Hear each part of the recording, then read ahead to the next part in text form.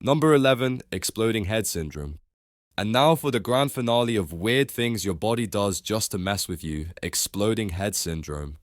No, your head doesn't actually explode, but your brain thinks it did, or at least it thinks something exploded right next to you. This delightful condition involves hearing a loud, sudden noise like a bomb, gunshot, or cymbal crash right as you're falling asleep or waking up. You jolt awake in panic, heart racing, certain the neighbors just launched a cannon into your dreams, but nothing's there. And guess what? There's no physical sound at all, just your brain's overly dramatic interpretation of neurological hiccups. It's like your auditory cortex had a bad dream and decided to share it with your entire nervous system. The exact cause still mysterious, but it may be related to delayed neural shutdown during transitions in consciousness. Basically, your brain is turning off the lights, and one of the switches short circuits loudly.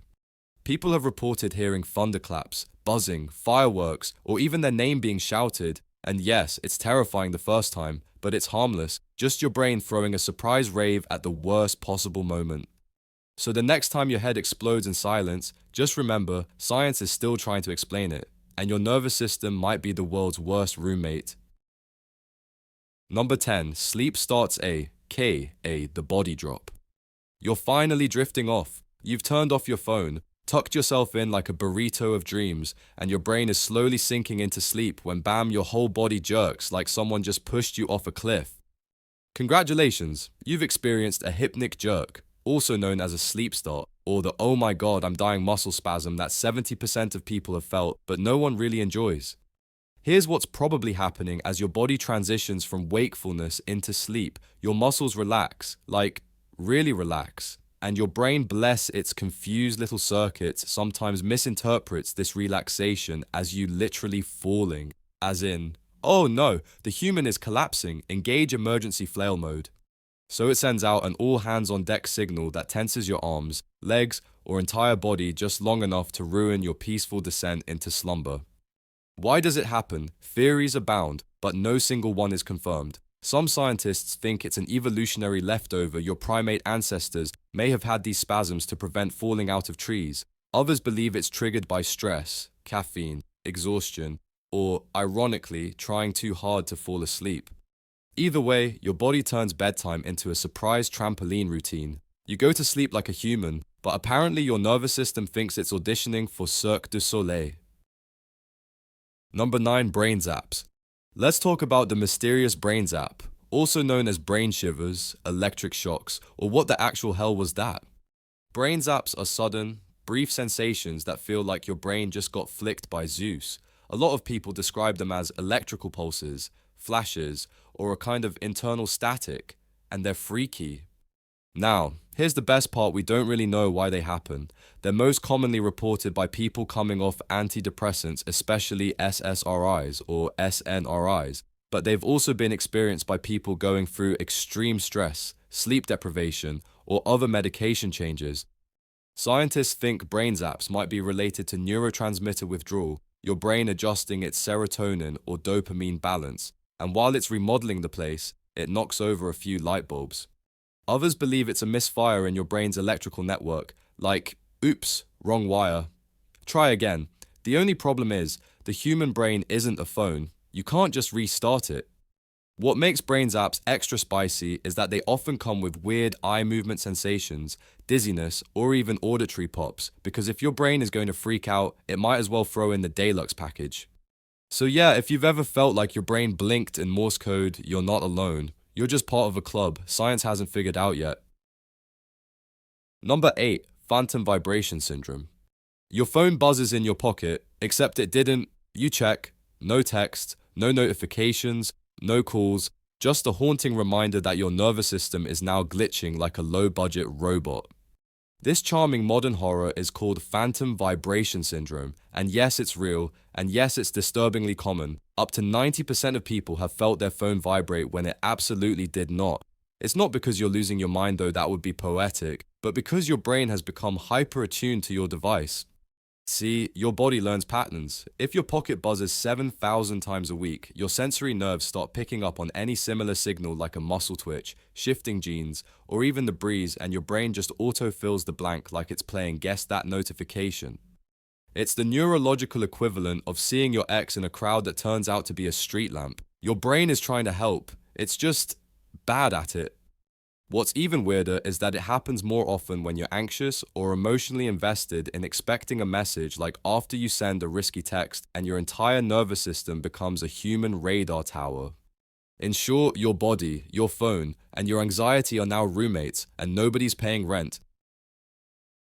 Number 7, the random you're falling sensation while sitting still. You're just chilling, maybe reading a book, watching a video, or staring blankly into the void like a modern adult, and suddenly, whoa, you feel like you're falling sideways, or forward, or that the world tilted 5 degrees without warning.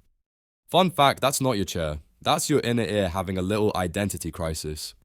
Your sense of balance is controlled by the vestibular system in your inner ear. It uses tiny fluid-filled canals to figure out your position in space. And sometimes, for reasons we haven't nailed down, those fluids go rogue. They slosh around incorrectly or send the wrong signals to your brain, causing you to feel like you're falling even when you're not.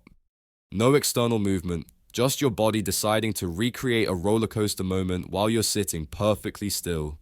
Some scientists blame mild vestibular disorders, others point to micro-eye movements that confuse your brain's spatial awareness, and some blame stress or sleep deprivation, because of course they do. Apparently, everything from migraines to misplaced existential dread can throw your balance into full chaos mode. It's like your body wants to remind you that you're never really in control, not even of sitting still. Number 6, the itch that spreads like gossip. You scratch your arm, and then, like a psychic chain reaction, your leg itches, then your shoulder, then your scalp. Congrats! You're now in full itch spiral mode, and your brain is holding the scratching remote and smashing the buttons like it's playing Street Fighter. Here's the deeply unsatisfying truth: science still doesn't totally know why itching spreads. We get the part about why something itches, maybe a mosquito bite, dry skin, or an actual irritant. But when you scratch one place and then start itching somewhere totally unrelated, that's a bit of a neurological ghost story. It turns out your brain has a central itch center, which, by the way, sounds like a rejected Marvel villain located in the spinal cord and brainstem. But sometimes it misfires. Scratching activates certain neurons that tell your brain, hey, that felt kinda nice. And then your brain, like an addict for tactile relief, starts asking for more. Everywhere. There's also the psychogenic itch. You see someone else itch, or you think about itching, and suddenly your body is like, same. That's why talking about itching right now probably made you itch. You're welcome. Basically, your brain sees relief from one itch and thinks, let's make this a group project, and before you know it, you're in a self-inflicted scratching symphony with no conductor and way too many violins. Number 5, the brain's why did I come in here bug. You're cruising through your house with purpose. You enter a room, eyes shining with confidence. You stop. You blink. You have absolutely no idea why you walked in. This, my friend, is the doorway effect. It sounds like a low-budget horror film, but it's actually a known phenomenon in cognitive psychology. Your brain stores short-term intentions like get a pen or grab socks in a kind of temporary clipboard, but crossing a doorway, that's like hitting the clear memory button. Scientists believe that walking through a door creates a mental boundary, which your brain interprets as new context. Delete previous data. It's like your brain assumes you're entering a completely different side quest and forgets the main storyline. Cool, thanks. This is especially frustrating when you're in a rush and your brain pulls a full factory reset the moment your foot hits the kitchen tile. You end up staring at the fridge like it holds the secrets to the universe. So if you've ever wondered if you're losing your mind, relax, your brain's just using very questionable software updates. Number 4, sleep starts the falling sensation. You know that moment you're just about to fall asleep, your body goes limp, your mind drifts into dreams about pizza or being late to class naked, and then, bam! You jerk awake like you just got yeeted off a cliff. Congratulations, you've just experienced a hypnic jerk, also charmingly known as a sleep start. It's your body's way of pulling the emergency brake, for no reason at all. Here's the thing, we still don't fully understand why this happens. The leading theory is that your brain gets confused. As your muscles relax during sleep onset, your brain misinterprets the slackening as you falling to your death, so it triggers a full body twitch to save your life. From your pillow, on your mattress, which you've never fallen off of once in your adult life. Evolution, what are we doing? Some researchers think it's a leftover defense from our tree-dwelling ancestors. You fall asleep in a tree, your muscles go floppy, and your brain panics like, nope, grab a branch. Now we just spill our phones onto our faces. Other potential triggers: stress, caffeine, poor sleep, or plot twist, absolutely nothing at all. It could be your brain's version of randomly clicking a pop-up just to see what happens. Basically, you're trying to sleep and your body goes, let's simulate a full-blown panic attack to keep things spicy. Number 3. Goosebumps in movies. You're watching a movie, something emotional hits, maybe it's a powerful speech, or someone finally says, I love you after 47 minutes of dramatic stares. Suddenly, goosebumps. Why? This is one of those things that started with evolution, but your body got weird about it. Originally, goosebumps were useful. They puffed up your fur to make you look bigger to predators. But spoiler, you don't have fur anymore, unless you're a particularly hairy grandpa. So why did they still happen cold? Sure, but also fear, awe, inspiration, music, nostalgia. Basically, your nervous system is using the puff up and look dangerous response in situations that are emotionally stirring, which is like using a flamethrower to light a birthday candle. Scientists call this response frisson, and they think it's tied to the release of dopamine. When something unexpected and emotionally intense happens, your brain goes whoa, and your nervous system just freaks out, hence goosebumps. So yes, your body is still using a prehistoric defense mechanism to react to Adele hitting a high note. Nature is weird and we're just living in its glitchy aftermath. Number 2. Phantom vibrations. You're just standing there, minding your business, and suddenly buzz. You reach for your phone, and it's silent. Nothing's there, nothing buzzed. You imagined it.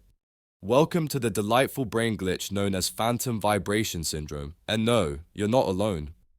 One study found that around 90% of people have experienced it. It's basically your nervous system doing improv. Hey, you usually get texts around this time, so we're just going to simulate one. Your brain has linked the sensation of a vibrating phone so tightly with anticipation or anxiety that it manufactures it like a phantom ringtone DJ.